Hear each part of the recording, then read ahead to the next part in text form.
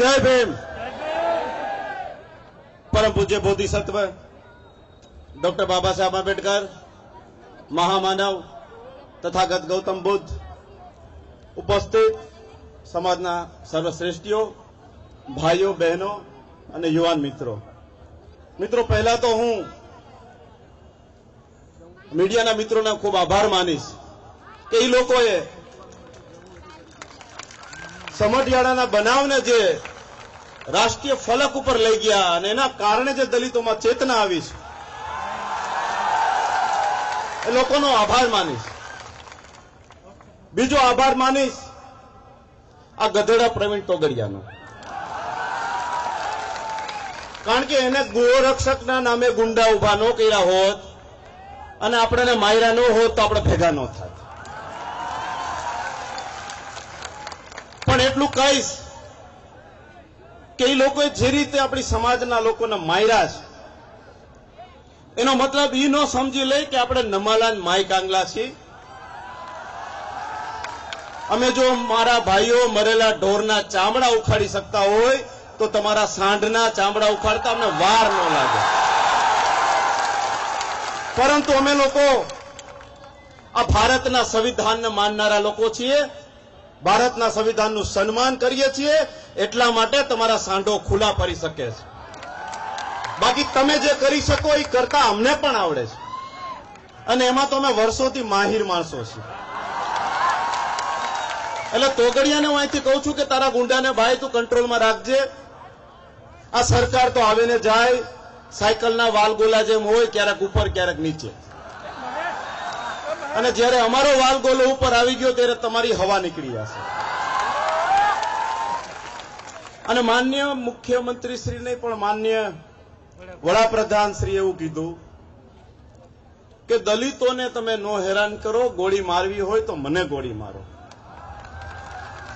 અરે લલવા, તારા જેવા માય કાંગલા વ્યક્તિનું રક્ષણની અમારે જરૂર છે? અમે ડોક્ટર બાબા સાહેબ આંબેડકરના સંતાનો છીએ। તારા રક્ષણ જોતું હોય તો રક્ષણ અમે તને આપીએ। 5-25 ગોરક્ષકો નામના ગુંડાઓની સામે આ દેશનો પ્રાઇમ મિનિસ્ટર જો ઝૂકી જતો હોય તો આતંકવાદી સામે શું લડી શકવાના ભાઈ? એટલે અમારે તમારી કોઈ જરૂર નથી। અને તમે જો ગોળી ખાવાની વાત કરતા હો તો તમારું શરીર છલની થઈ જશે। સવારે સૂર્ય ઉગે ને સૂર્ય હાથમાં ત્યાં સુધીમાં આખા દેશમાં હજારો દલિતો ઉપર અત્યાચાર થાય છે। કેટલીક ગોળી તમે ખાશો? પણ અમે જાણીએ છીએ કે તમે અમને મૂર્ખ બનાવી રહ્યા છો અને અમે મૂર્ખ બનાવવાના નથી। 2017માં અને 2019માં 31 કરોડ ભારતના દલિતો તમને અમારું રિઝલ્ટ આપી દેશે। અને ભાઈ શ્રી મોહનભાઈજી ભાગવતે કીધું હમણાં કે હિન્દુઓની સંખ્યા ઘટી રહી છે, હિન્દુઓ બાળકો પેદા કરે। અરે ભાઈ, SC ST OBC ને તમે જો તમારી સાથે હિન્દુ ગણતા હો તો 94-95% વસ્તી તો હિન્દુની છે આ દેશમાં। તો તમારે હિન્દુઓની સંખ્યા વધારવાની જરૂર ક્યાં પડી? પણ એને બાંધા બ્રહ્મા 2% હિન્દુઓને એમ કીધું કે આ કોઈ હિન્દુ નથી, હિન્દુ તમે છો, તમારી સંખ્યા વધારો।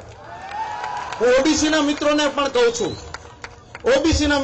કહું છું કે તમે પણ હિન્દુવાદના બ્રહ્મમાંથી નીકળી જાઓ। તમારો ઉપયોગ કરીને તમને પણ આજે ઈબીસીમાં બાંધી લીધા છે। અને મિત્રો, બીજું છેલ્લે એટલું કહીશ હું કે જે રીતે નિર્દોષ લોકોને સમઢિયાળાના બનાવ પછી જેલમાં પૂરવાનું કામ સરકારે કર્યું છે, અમે સરકાર પાસે માંગણી કરી છે। 20,000 સહીઓવાળો આવેદનપત્ર આપ્યો સરકારને અમે કે તમે કમિટી બનાવો અને જે લોકો તોફાન કર્યું છે એને જેલમાં પૂરો।